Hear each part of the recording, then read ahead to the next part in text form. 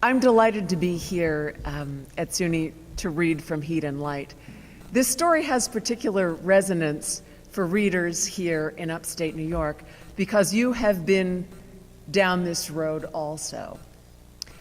When I was starting to write Heat and Light 6 years ago, the political fight over fracking in New York State was going full force. And it was fascinating for me as a writer to observe how differently the story unfolded here in New York compared to in Pennsylvania, the place I was writing about. Here in New York, there was a very well-organized, successful political movement that managed to get a moratorium in place, that is in place to this day, and we expect it to be as long as Cuomo is governor. It was a great triumph of activism here in New York State. Nothing like that happened in Pennsylvania, and I'm very interested in the reasons why. It's not so far away.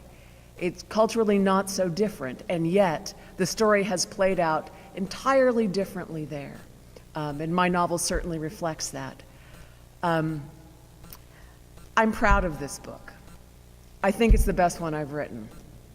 But I'll tell you what, tonight it's kind of hard to read from it because the people of Bakerton, my fictional Bakerton, and the people of my hometown in Pennsylvania are part of the happy crew that brought you your president-elect. And I am heartsick over this in the way I think some of you are. I'm enraged at my tribe, at the people I come from, for having made the choices they made. I'm very glad I wrote this book when I did, because you know what? If I were still working on it, I don't know that I could finish it. I think I'm too angry. I've always thought of writing fiction, kind of like reading fiction, as an exercise in extreme empathy. I mean, that's what we do when we read literature, right? I mean, it is the only way we can really get inside somebody else's skin and see the world through somebody else's eyes. It is the ultimate virtual reality. That's what literature does well. Writing this book demanded all my empathy. I don't know that I have that much left, particularly not this week. I'm going to read to you just briefly from the beginning of the book. This character is Bobby Frame. He's a landman. He works for a Texas gas company. His job is to acquire the mineral rights of farmers who live in Saxon County, Pennsylvania. He is literally going door to door. The first truck comes in springtime, a brand new Dodge Ram with Texas plates. It trawls the township roads north of Bakerton, country lanes paved with red dog, pie crust roads that have never appeared on a map.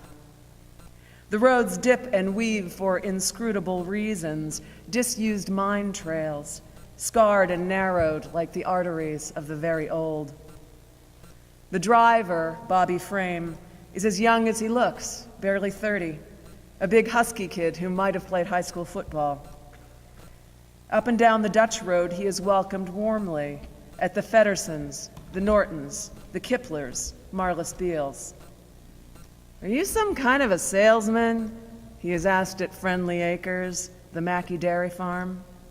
"No, ma'am, just the opposite," Bobby says. At Cobb Krug's trailer, his first knock goes unanswered. When he knocks a second time, Cobb rolls to the door in his wheelchair, brandishing a shotgun. Bobby never returns. He bunks at the Days Inn on Colonel Drake Highway, room 211, the windows east-facing, for an early start.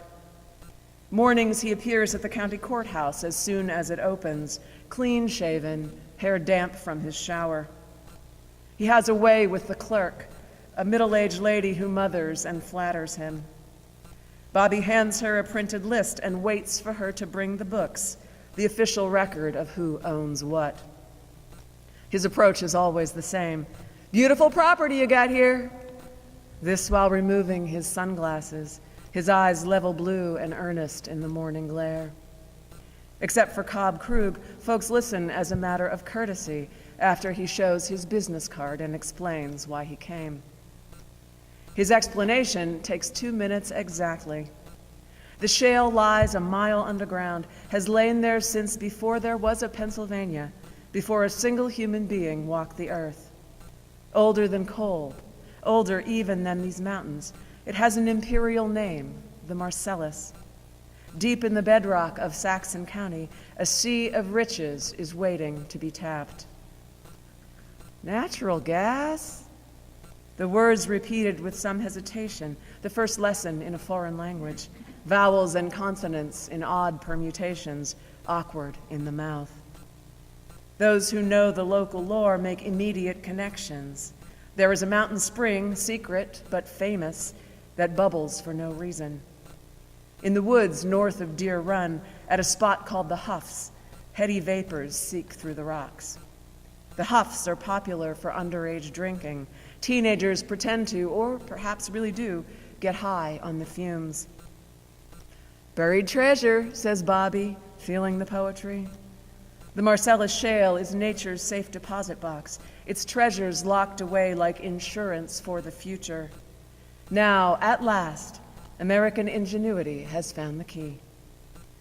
We drill a half-mile down, and then we turn a bit sideways. We can drill for miles like that right under your property. We're so far down you'll never know we're there. You want to buy my land? The farmers ask, gobsmacked, as though Bobby has demanded a lung or a kidney, a part of themselves God can't replace. Not buy, just lease it. You can keep on farming it like usual. You get a bonus up front, 25. Later, 100, 500, 1,000, an acre. Once we start drilling, you get a percent. Again and again, the same response. What do I have to do? Reminding him always that they are farmers, lives of servitude, unrelenting effort. There's nothing to do, he says with a grandson's smile. Sign the papers and wait for the check. Rural Pennsylvania doesn't fascinate the world, not generally. But cyclically, periodically, its innards are of interest. Bore it, strip it, set it on fire, a burnt offering to the collective need. Bakerton understands this in its bones, a town named for a mining company, Baker Brothers, and not the other way around. Chester and Elias Baker threw the first shovel, bought up the farmland and hired the men, Poles, Italians, Hungarians, Croats, who arrived in large numbers by wagon or train. The men slept in camps and later company houses. Their wives washed black coveralls and had babies, bought groceries with company scrip. The babies grew up, worked, married, were drafted. The lucky ones came back to mine coal. Union wages meant Fords and Chryslers, split-level houses. On Susquehanna Avenue, shops opened. The new public high school had an Olympic-sized swimming pool. When the mines failed, the reverse happened, like a film run backward. For sale signs dotted the avenues. One by one, the storefronts went dark. The miners, too, were extinguished. Black lung or heart attacks or simple old age. Never mind now, they're all equally dead. The children and grandchildren moved away, forgot everything. Only the widows remain. They will, if asked, point out the old mined roads, the clearings where tipples once stood. Baker 1, Baker 4, Baker 7, Baker 12. This past holds no interest for Bobby Frame, though he owes his success to it.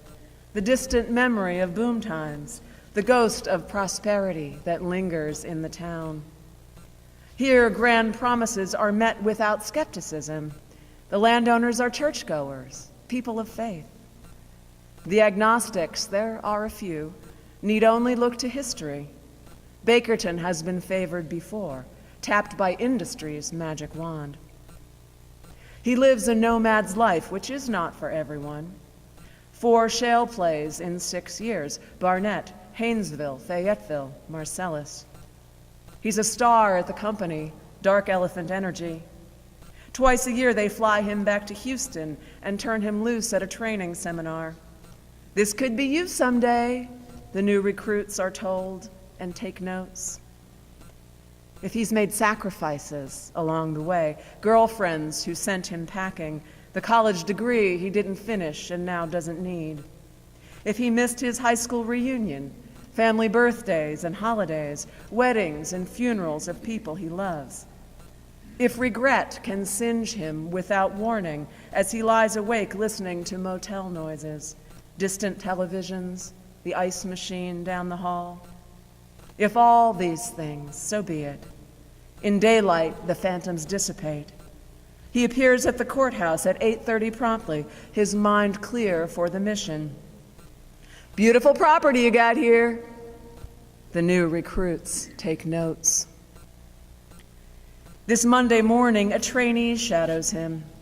They roll along Number 9 Road, an old mining trail that intersects with the Dutch Road. They turn onto the Dutch Road past Jim Norton's pine forest. Carl Neugebauer's southern pasture sits at the top of the hill. Bobby signed both properties last week. With Kipler to the east, that's 600 acres altogether, he tells the trainee. Wow, that's amazing. The kid studies the topo map spread across his lap and locates each property with a finger. Kipler, Norton, and Neugebauer? Well, what's in between, though? It's a big one, parcel 112? There is an awkward silence. That's Mackey, dairy farmers. They need some time to think it over. Bobby keeps his eyes on the road. Both times Mrs. Mackey saw him coming and met him on the front porch. He hasn't, so far, made it into the house. Quickly, he changes the subject. Richard Devlin Jr. owns 60 acres. By all appearances, he's just sitting on it. Bobby drives slowly along the southern edge of the property. There's a newish suburban-type ranch house, prefab from the looks of it, and behind it, a patch of neatly mown grass. Beyond lie acres of deciduous forest, a creek in need of dredging, a sloping pasture overrun with kudzu. They pull into the gravel driveway. Up close, the house looks naked, not a shrub or a tree around it, as though it dropped out of the sky. No porch, not even a sidewalk, just a single-story cracker box wrapped in aluminum siding. Bobby knocks and waits. He hears voices inside, television noises. The door is opened by a young wife in a pink quilted bathrobe. Can I help you? She looks younger than Bobby, older than the trainee, but just barely. Blonde hair in a ponytail, glasses sliding down her nose. Ms. Devlin? Bobby introduces himself and the kid, whom he calls my associate. Sorry to bother you so early. In fact, it's already 10 in the morning, the sun blazing overhead. Mrs. Devlin doesn't keep farmer's hours. She squints in the bright light. Oh, that's all right. Come on in. The room is sparsely furnished in a way Bobby has seen before, the peculiar poverty of couples with young children. There is a couch, a giant television, and not much else. In one corner sits a plastic laundry basket filled with plastic toys. Mrs. Devlin leads them into the kitchen, sunny and airless, smelling of breakfast, toast crumbs on the counter, greasy dishes in the sink. At the table, a girl child, 3 or 4 years old, eats saltines off a plastic plate. I stayed home from school, she announces. Bobby sits beside her. Though it's already late August, the vinyl tablecloth is seasonal for Independence Day with a stars and stripes motif. You look too little for school. The child takes umbrage. I'm in kindergarten, she slurs like a tiny belligerent alcoholic. Oh, she's small for her age. Is it just me or is it cold in here? Mrs. Devlin hugs the bathrobe around her. It's pleasant, says Bobby, already sweating through his shirt. Without asking, she pours them glasses of orange juice. Rich worked a double. He should be back any time now. Where does he work? Bobby asks, drinking gratefully. Out the prison. Mrs. Devlin frowns as though wondering for the first time what these strange men are doing in her house. I thought you were friends of his. Her bathrobe is floor-length, bulky as a down comforter. Beneath it, presumably, she has a body. Bobby thinks of women in Arab countries, draped head to toe in cloth. No, ma'am, though I look forward to meeting him. Your neighbor Carl Neugebauer thought Rich would be interested in doing some business. He launches into his pitch then, though it's a clear waste of effort. He'll have to rewind the whole thing when the husband gets home. When he finishes, Mrs. Devlin looks flabbergasted. On our land? Are you sure? Beneath the robe, she could be anorexic or 6 months pregnant, a mermaid or a double amputee. Yes, ma'am. The geologists have already mapped the whole area. We'd have to do some additional testing, of course, find the best spot to drill. At last, he hears an engine in the distance, a scattering of gravel. A moment later, a screen door slams. Bobby gets to his feet just as Rich Devlin charges into the kitchen. He's Bobby's size, a big blonde man in a green uniform. His eyes go from Bobby to the trainee to his wife in her bathrobe. Who the hell are you? Beautiful property you got here, Bobby says.